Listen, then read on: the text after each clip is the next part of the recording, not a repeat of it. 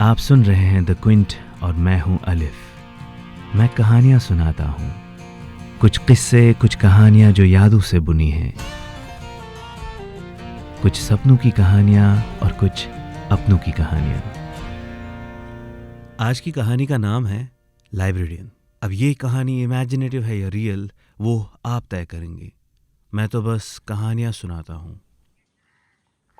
Partition की team मशीनों की तरह बिना सोचे समझे उनको दिया गया काम कर रहे थे। सारी लकीर अब पेंट हो चुकी थी। क्लर्क ने आखिर फाइल आगे करते हुए अमरजीत से कहा, यहाँ पर अपना नाम और दस्तखत कर दीजिए। ऐसा लग रहा था जैसे किसी ईमानदार मजदूर से पूरी जिंदगी की कमाई छीनकर उसे हैंडओवर के लिए राजी किया जा रहा हो। ना कहने का तो सवाल ही नहीं था। अमरजीत ने मायूसी में पेन पकड़कर दस्तखत कर दिए। क्लर्क ने अमरजीत से कहा, 2 दिन का वक्त है आपके पास। कौन सी किताब कहाँ जाएगी आप फैसला कर लीजिए। ये कहकर वो वहाँ से निकल गए।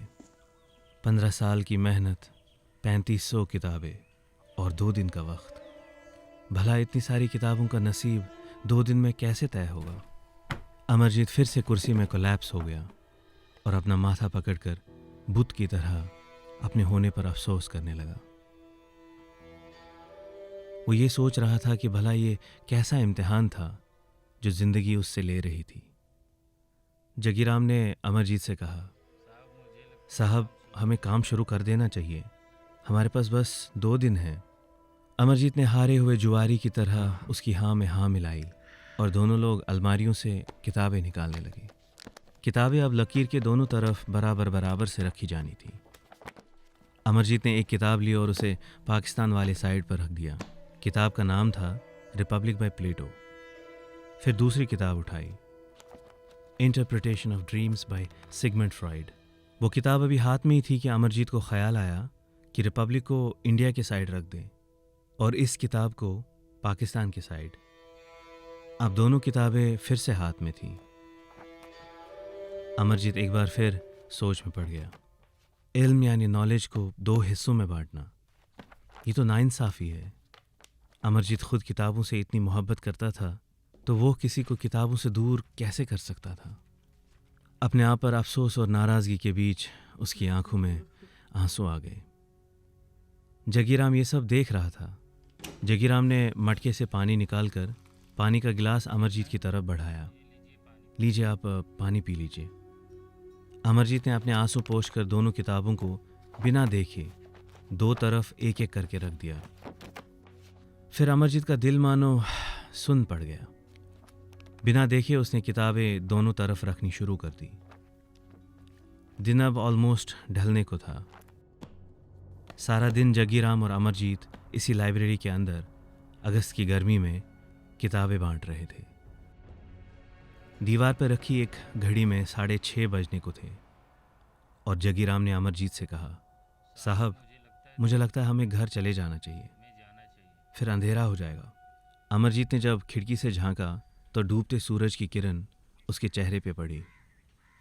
उसने आंखें चुराते हुए घड़ी की तरफ देखा और फिर जगीराम से कहा, तुम चले जाओ, मैं थोड़ा रुक के जाऊंगा, पर साहब टाइम से ही निकलिएगा, हालात ठीक नहीं है, जगीराम ने कहा।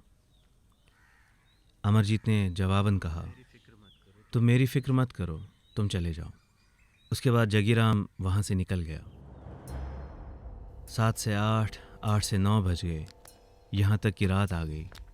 अमरजीत मानो आसपास की दुनिया से कट के रह गया था। एक बड़ा सा टंगस्टन बल्ब लाइब्रेरी के बीचों बीच छोटे आग के गोले जैसा दहक रहा था। अमरजीत अब पूरी तरह से थक चुका था।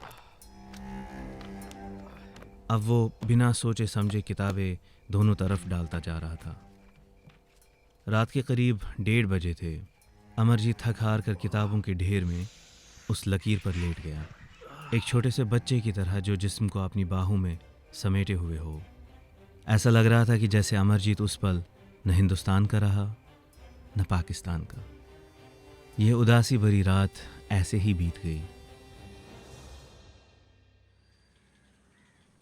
अमरजीत की जब आंख खुली तो धूप खिली खिली सी खिड़की से झांक रही थी। दीवार पे नज़र दौड़ाई तो सुबह के 9 बजे थे। बदन की थकान इतनी थी कि वक्त का कोई लिहाज ही नहीं रहा। कहानियों की किताबें, नॉवेल्स, फ़िलॉसफ़ी की किताबें, पोइट्री, किताबों के बंटवारे का फ़ैसला अब ये सोचकर नहीं हो रहा था। बस काउंटिंग करके जिस किताब का नसीब जहाँ था, वो किताब वहीं पहुँच गई। उदासी से भरा हुआ अमरजीत इसी तरह से सारी किताबें बांटता रहा। अमरजीत बार बार दरवाजे की तरफ देख रहा था। जग्गीराम का कोई अता पता नहीं था। 11 बज गए, फिर 12, पर उसकी कोई खबर नहीं थी। अमरजीत अपना काम करता गया। बाहर की दुनिया में चीज़ें बदल चुकी थी। आखिरी रात को एक नया मुल्क वजूद में आया था। अमरजीत को उसका नोटिस तो मिला था, पर उसकी खबर नहीं मिली। पूरी कहानी सुनने के लिए डिस्क्रिप्शन में दिए गए लिंक पर क्लिक करें। किस्से कहानियाँ आप Google podcast, Apple podcast, Spotify और जियो सावन पर भी सुन सकते हैं।